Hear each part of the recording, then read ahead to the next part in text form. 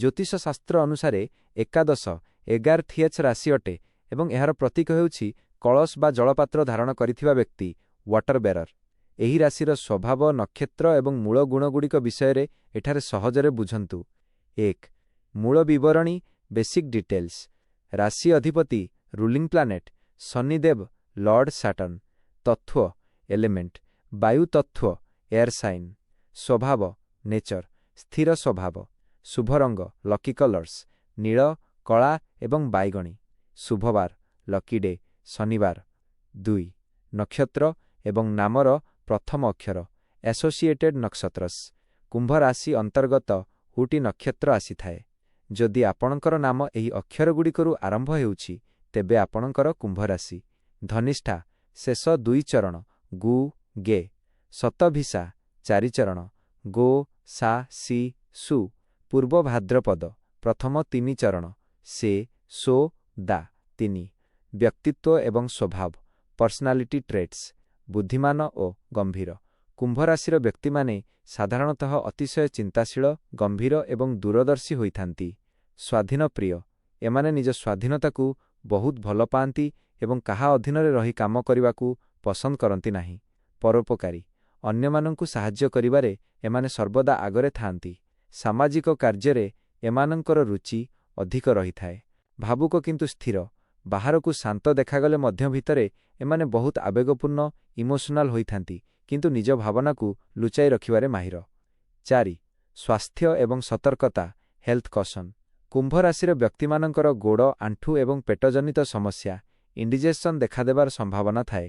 ନିଜର ଖାଦ୍ୟପେୟ ଉପରେ ଧ୍ୟାନ ଦେବା ସହ ମାନସିକ ଚିନ୍ତା ଷ୍ଟ୍ରେସ୍ରୁ ଦୂରେଇ ରହିବା ଉଚିତ।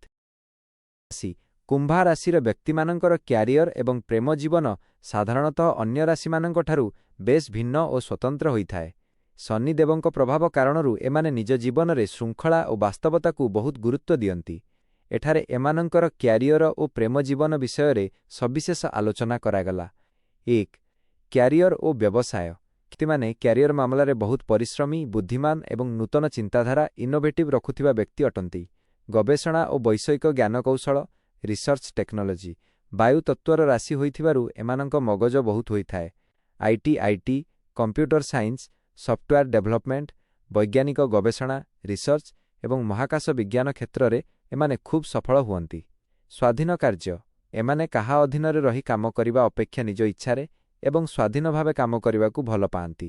ସେଥିପାଇଁ ବ୍ୟବସାୟ କିମ୍ବା ଫ୍ରିଲାନ୍ସିଂରେ ଏମାନେ ଭଲ ଉନ୍ନତି କରନ୍ତି। ସାମାଜିକ ଓ ଶିକ୍ଷା କ୍ଷେତ୍ର ଇତିହାସ, ସାମାଜିକ ବିଜ୍ଞାନ, ଶିକ୍ଷାଦାନ ଟିଚିଂ ଏବଂ ଏନ୍ଜିଓ ଭଳି ସାମାଜିକ କଲ୍ୟାଣମୂଳକ କାର୍ଯ୍ୟରେ ଏମାନଙ୍କର ବିଶେଷ ରୁଚି ଥାଏ। ଆର୍ଥିକ ସ୍ଥିତି ଶନିଙ୍କ ପ୍ରଭାବ ଯୋଗୁଁ ଜୀବନର ପ୍ରାରମ୍ଭିକ ସମୟରେ ଏମାନଙ୍କୁ କଠିନ ପରିଶ୍ରମ କରିବାକୁ ପଡ଼େ କିନ୍ତୁ ବୟସ ବଢ଼ିବା ସହିତ ବିଶେଷ କରି 30 ବର୍ଷ ପରେ ଏମାନେ ବହୁତ ଭଲ ଆର୍ଥିକ ସଫଳତା ଓ ପ୍ରତିଷ୍ଠା ପାଆନ୍ତି। 2. ପ୍ରେମ ଏବଂ ବୈବାହିକ ଜୀବନ ଲଭ୍ ମ୍ୟାରିଡ୍ ଲାଇଫ୍। ପ୍ରେମ ମାମଲାରେ କୁମ୍ଭ ରାଶିର ବ୍ୟକ୍ତିମାନେ ବହୁତ ଗମ୍ଭୀର ଏବଂ ନିଷ୍ଠାପର ଲୟାଲ ହୋଇଥାନ୍ତି କିନ୍ତୁ ଏମାନଙ୍କ ପ୍ରେମ କରିବାର ଶୈଳୀ ଟିକେ ଭିନ୍ନ। ବନ୍ଧୁତା ପ୍ରଥମେ ଏମାନେ ଯେକୌଣସି ସମ୍ପର୍କରେ ସମ୍ପୃକ୍ତ ହେବା ପୂର୍ବରୁ ସାମ୍ନା ବ୍ୟକ୍ତିଙ୍କ ସହ ଭଲ ବନ୍ଧୁତା ଫ୍ରେଣ୍ଡସିପ୍ ସ୍ଥାପନ କରିବାକୁ ପସନ୍ଦ କରନ୍ତି। ଏମାନଙ୍କ ପାଇଁ ପ୍ରେମ ପଛରେ ବନ୍ଧୁତା ଆଗରେ। ଭାବନା ପ୍ରକାଶ କରିବାରେ ସଂକୋଚ ଏମାନେ ନିଜ ସାଥୀଙ୍କୁ ବହୁତ ଭଲ ପାଆନ୍ତି କିନ୍ତୁ ସହଜରେ ନିଜର ଭାବନା ବା ଇମୋସନକୁ ସାମ୍ନାରେ ଏକ୍ସପ୍ରେସ୍ କରିପାରନ୍ତି ନାହିଁ। ବାହାରକୁ ଏମାନେ ଟିକେ ଗମ୍ଭୀର ବା ଶାନ୍ତ ଦେଖାଯାଇପାରନ୍ତି। ସ୍ପେସ୍ ଆବଶ୍ୟକ କୁମ୍ଭ ରାଶିର ଲୋକମାନେ ନିଜ ସମ୍ପର୍କରେ ଅଧିକ ବାନ୍ଧି ହୋଇ ରହିବାକୁ ପସନ୍ଦ କରନ୍ତି ନାହିଁ। ଏମାନେ ନିଜେ ସ୍ୱାଧୀନ ରହିବା ସହ ନିଜ ସାଥୀଙ୍କୁ ମଧ୍ୟ ପୂର୍ଣ୍ଣ ସ୍ୱାଧୀନତା ଦିଅନ୍ତି। ବୈବାହିକ ଜୀବନ ଏମାନଙ୍କର ବୈବାହିକ ଜୀବନ ସାଧାରଣତଃ ସୁଖମୟ ହୋଇଥାଏ। ଏମାନେ ଜଣେ ଦାୟିତ୍ୱବାନ ଜୀବନସାଥୀ ପ୍ରମାଣିତ ହୁଅନ୍ତି ଏବଂ ସଂସାରର ସବୁ ସୁଖ ଦୁଃଖରେ ସାଥୀଙ୍କ ସହ ଛିଡ଼ା ହୁଅନ୍ତି। ଅନୁକୂଳ ରାଶି କମ୍ପାଟିବୁଲ ସାଇନ୍ସ ମିଥୁନ, ତୁଳା ଏବଂ ସିଂହ ରାଶିର ବ୍ୟକ୍ତିଙ୍କ ସହ ଏମାନଙ୍କର ଭଲ ପଟେ। ଏକ ବିଶେଷ ସୂଚନା କୁମ୍ଭ ରାଶିର ବ୍ୟକ୍ତିମାନେ କେବେ କେବେ ଅଧିକ ଚିନ୍ତା କରି ଓଭରଥିଙ୍କିଂ ନିଜର ମାନସିକ ଶାନ୍ତି ହରାନ୍ତି। ତେଣୁ କ୍ୟାରିୟର ହେଉ କି ପ୍ରେମ ସବୁ କ୍ଷେତ୍ରରେ ଅତ୍ୟଧିକ ଚିନ୍ତା ନ କରି ସହଜ ଭାବେ ନିଷ୍ପତ୍ତି ନେବା ଆପଣଙ୍କ ପାଇଁ ଶୁଭ ଅଟେ। 20 ବର୍ଷଟି କୁମ୍ଭ ରାଶିର ବ୍ୟକ୍ତିମାନଙ୍କ ପାଇଁ ଅନେକ ମହତ୍ତ୍ୱପୂର୍ଣ୍ଣ ପରିବର୍ତ୍ତନ ଏବଂ ନୂତନ ସୁଯୋଗ ନେଇ ଆସିବ। ଏହି ବର୍ଷ ଆପଣଙ୍କ ରାଶିର ଅଧିପତି ଶନିଦେବ ମୀନ ରାଶିରେ ଅର୍ଥାତ୍ ଆପଣଙ୍କ ରାଶିର ଦ୍ୱିତୀୟ ଭାବରେ ଅବସ୍ଥାନ କରୁଛନ୍ତି, ଯାହା ଆପଣଙ୍କ ଆର୍ଥିକ ସ୍ଥିତି ଏବଂ ପରିବାର ଉପରେ ବିଶେଷ ପ୍ରଭାବ ପକାଇବ। ଆସନ୍ତୁ ଜାଣିବା ଆପଣଙ୍କ ଜୀବନର ବିଭିନ୍ନ କ୍ଷେତ୍ରରେ 2026 ବର୍ଷଟି କେମିତି କଟିବ। 1. କ୍ୟାରିୟର ଓ ବ୍ୟବସାୟ। Career business. ଚାକିରି କ୍ଷେତ୍ରରେ ଏହି ବର୍ଷ ଆପଣଙ୍କୁ ମିଶ୍ରିତ ଫଳ ମିଳିବ। ବର୍ଷର ପ୍ରାରମ୍ଭିକ ମାସଗୁଡ଼ିକରେ କାମର ଚାପ ଅଧିକ ରହିପାରେ, କିନ୍ତୁ ଆପଣଙ୍କ ପରିଶ୍ରମ ବେକାର ଯିବ ନାହିଁ। ବର୍ଷର ମଧ୍ୟଭାଗ ପରେ ଚାକିରିରେ ପଦୋନ୍ନତି, ପ୍ରମୋସନ୍ କିମ୍ବା ନୂଆ ଚାକିରିର ଭଲ ସୁଯୋଗ ମିଳିବାର ସମ୍ଭାବନା ଅଛି। ବ୍ୟବସାୟୀମାନଙ୍କ ପାଇଁ ବର୍ଷଟି ଅନୁକୂଳ ରହିବ। ଯଦି ଆପଣ କୌଣସି ନୂଆ ପ୍ରୋଜେକ୍ଟ କିମ୍ବା ବ୍ୟବସାୟ ଆରମ୍ଭ କରିବାକୁ ଚାହୁଁଛନ୍ତି, ତେବେ ଅଭିଜ୍ଞ ଲୋକଙ୍କ ପରାମର୍ଶ ନେଇ ଆଗକୁ ବଢ଼ନ୍ତୁ। ସଫଳତା ମିଳିବ। ବିଶେଷକରି ବୈଷୟିକ ଜ୍ଞାନ, ଟେକ୍ନୋଲୋଜି କିମ୍ବା ନିର୍ମାଣ ସାମଗ୍ରୀ ସହ ଜଡ଼ିତ ବ୍ୟବସାୟରେ ଭଲ ଲାଭ ହେବ। 2. ଆର୍ଥିକ ସ୍ଥିତି ଫାଇନାନ୍ସ। ଏହି ବର୍ଷ ଆର୍ଥିକ ଦୃଷ୍ଟିକୋଣରୁ ବହୁତ ଭଲ ରହିବ। ଦ୍ୱିତୀୟ ଭାବରେ ଶନିଙ୍କ ସ୍ଥିତି ଯୋଗୁଁ ଆପଣ ଧନ ସଞ୍ଚୟ କରିବାରେ ସଫଳ ହେବେ। ଦୀର୍ଘ ଦିନରୁ ଅଟକି ରହିଥିବା ଟଙ୍କା ଫେରସ୍ତ ମିଳିପାରେ। କିନ୍ତୁ ମନେ ରଖନ୍ତୁ, କୌଣସି ବଡ଼ ନିବେଶ, ଇନଭେଷ୍ଟମେଣ୍ଟ କିମ୍ବା ସେୟାର ମାର୍କେଟରେ ପୁଞ୍ଜି ଲଗାଇବା ପୂର୍ବରୁ ଭଲ ଭାବେ ଚିନ୍ତା କରି ନିଷ୍ପତ୍ତି ନିଅନ୍ତୁ। ଜଲଦିବାଜି କରନ୍ତୁ ନାହିଁ। 3.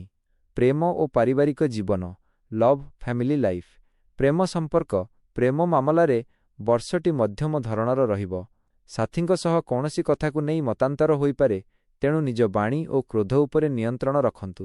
ପରସ୍ପରକୁ ବୁଝିବାକୁ ଚେଷ୍ଟା କଲେ ସମ୍ପର୍କ ମଧୁର ହେବ। ପାରିବାରିକ ଜୀବନ। ପରିବାରରେ କୌଣସି ମାଙ୍ଗଳିକ କାର୍ଯ୍ୟର ଆୟୋଜନ ହୋଇପାରେ। ଭାଇ ଭଉଣୀଙ୍କ ସହଯୋଗ ମିଳିବ। ବର୍ଷର ଶେଷ ଆଡ଼କୁ ପରିବାର ସହ କୌଣସି ସ୍ଥାନକୁ ଭ୍ରମଣରେ ଯିବାର ଯୋଗ ବନୁଛି। 4. ସ୍ୱାସ୍ଥ୍ୟ ଓ ଶିକ୍ଷା। Health education. ସ୍ୱାସ୍ଥ୍ୟ ପ୍ରତି ଏହି ବର୍ଷ ଟିକେ ସତର୍କ ରହିବାକୁ ପଡ଼ିବ। ଆଖି, ପେଟ ଏବଂ ଗୋଡ଼ଜନିତ ସମସ୍ୟା ଦେଖାଦେଇପାରେ। ଅତ୍ୟଧିକ କାମ ଯୋଗୁଁ ଶାରୀରିକ କ୍ଳାନ୍ତି ଓ ମାନସିକ ଚିନ୍ତା, ଷ୍ଟ୍ରେସ୍ ବଢ଼ିପାରେ, ତେଣୁ ସମୟ ଅନୁସାରେ ବିଶ୍ରାମ ନିଅନ୍ତୁ ଏବଂ ଯୋଗ ପ୍ରାଣାୟାମ କରନ୍ତୁ। ଶିକ୍ଷା। ବିଦ୍ୟାର୍ଥୀମାନଙ୍କ ପାଇଁ ଏହି ବର୍ଷଟି ଖୁବ୍ ଶୁଭ। ଯଦି ଆପଣ କୌଣସି ପ୍ରତିଯୋଗିତାମୂଳକ ପରୀକ୍ଷା, କମ୍ପିଟିଟିଭ୍ ଏକ୍ଜାମ୍ କିମ୍ବା ଉଚ୍ଚଶିକ୍ଷା ପାଇଁ ପ୍ରସ୍ତୁତ ହେଉଛନ୍ତି, ତେବେ ଆପଣଙ୍କୁ ନିଶ୍ଚିତ ଭାବେ ସଫଳତା ମିଳିବ। ଶୁଭଫଳ ପାଇଁ ସହଜ ପ୍ରତିକାର, ରେମେଡିଜ୍। 2026 ବର୍ଷକୁ ଆହୁରି ସଫଳ ଓ ଶୁଭମୟ କରିବା ପାଇଁ ପ୍ରତି ଶନିବାର ଦିନ ହନୁମାନ ଚାଳିଶା ପାଠ କରନ୍ତୁ ଏବଂ କୌଣସି ଗରିବ ବ୍ୟକ୍ତିଙ୍କୁ ସାହାଯ୍ୟ କରନ୍ତୁ। ଏହାଦ୍ୱାରା ଶନିଦେବ ପ୍ରସନ୍ନ ହୁଅନ୍ତି ଏବଂ ଜୀବନର ସମସ୍ତ ବାଧାବିଘ୍ନ ଦୂର ହୋଇଥାଏ। ବ୍ୟକ୍ତିମାନଙ୍କ ପାଇଁ ଜୀବନରେ ସୁଖ, ସମୃଦ୍ଧି ଏବଂ ସଫଳତା ପାଇଁ ଗୋଟି ମୁଖ୍ୟ ଓ ଶକ୍ତିଶାଳୀ ମନ୍ତ୍ର ଏଠାରେ ଦିଆଗଲା। କୁମ୍ଭ ରାଶିର ଅଧିପତି ହେଉଛନ୍ତି ଶନିଦେବ ଏବଂ ଏହି ରାଶିର ଆରାଧ୍ୟ ଦେବ ହେଉଛନ୍ତି ପ୍ରଭୁ ହନୁମାନ ଓ ମହାଦେବ ଶିବ। ତେଣୁ ଏହି ମନ୍ତ୍ରଗୁଡ଼ିକର ଜପ ଆପଣଙ୍କ ପାଇଁ ଅତ୍ୟନ୍ତ ଶୁଭଦାୟକ ହେବ। 1. ଶନି ଗାୟତ୍ରୀ ମନ୍ତ୍ର। ଶନିଦେବଙ୍କ କୃପା ପାଇଁ। କୁମ୍ଭ ରାଶିର ସ୍ୱାମୀ ଶନିଦେବ ହୋଇଥିବାରୁ ଏହି ମନ୍ତ୍ର ଜପ କଲେ କ୍ୟାରିୟରରେ ଉନ୍ନତି ହୁଏ ଏବଂ ମାନସିକ ଶାନ୍ତି ମିଳିଥାଏ। ଓ ଭଗଭବାୟ ବିଦ୍ମହେ ମୃତ୍ୟୁରୂପାୟ ଧୀମହି ତନ୍ନୋ ଶନିଃ ପ୍ରଚୋଦୟାତ୍। 2. ଶନି ବୀଜ ମନ୍ତ୍ର। ସବୁ ବାଧାବିଘ୍ନ ଦୂର କରିବା ପାଇଁ। ଯଦି କାମରେ ବାରମ୍ବାର ବାଧା ଆସୁଥାଏ କିମ୍ବା ଶନିଙ୍କ 7.5ର ପ୍ରଭାବ ଥାଏ, ତେବେ ପ୍ରତି ଶନିବାର ସନ୍ଧ୍ୟାରେ ଏହି ମନ୍ତ୍ରକୁ ଅତିକମରେ 108 ଥର ଜପ କରନ୍ତୁ। ଓ ପ୍ରାଂ ପ୍ରିଂ ପ୍ରଉଂ ସହ ଶନୈଶ୍ଚରାୟ ନମଃ। 3. ହନୁମାନ ମନ୍ତ୍ର। ଭୟ ଏବଂ ଚିନ୍ତାରୁ ମୁକ୍ତି ପାଇଁ ପ୍ରଭୁ ହନୁମାନଙ୍କ ଆରାଧନା କଲେ ଶନିଦେବ ପ୍ରସନ୍ନ ହୁଅନ୍ତି। ଏହି ମନ୍ତ୍ର ଜପ କଲେ ଶରୀରରେ ସକାରାତ୍ମକ ଶକ୍ତି, ପଜିଟିଭ୍ ଏନର୍ଜି ବଢ଼ିଥାଏ ଏବଂ ଆତ୍ମବିଶ୍ୱାସ ଆସେ। ଓ ହମ୍ ହନୁମତେ ନମଃ। 4. ଶିବ ପଞ୍ଚାକ୍ଷର ମନ୍ତ୍ର। ସୁଖ ଓ ସମୃଦ୍ଧି ପାଇଁ। ମହାଦେବ ହେଉଛନ୍ତି ଶନିଦେବଙ୍କ ଗୁରୁ। କୁମ୍ଭ ରାଶିର ବ୍ୟକ୍ତିମାନେ ନିୟମିତ ଶିବ ଆରାଧନା କଲେ ସେମାନଙ୍କର ଭାଗ୍ୟୋଦୟ ହୋଇଥାଏ। ଓ ନମଃ ଶିବାୟ ପାଠ କରିବାର ସହଜ ନିୟମ। ଆପଣ ପ୍ରତିଦିନ ସକାଳେ କିମ୍ବା ସନ୍ଧ୍ୟାରେ ସ୍ନାନ ସାରି ଶୁଚିମନ୍ତ ହୋଇ ପୂଜାଘରେ ଦୀପଟିଏ ଜାଳି ଏହି ମନ୍ତ୍ରଗୁଡ଼ିକୁ ଶ୍ରଦ୍ଧାର ସହିତ ଜପ କରିପାରିବେ। ବିଶେଷ କରି ଶନିବାର ଦିନ ହନୁମାନ ଚାଳିଶା ପାଠ କରିବା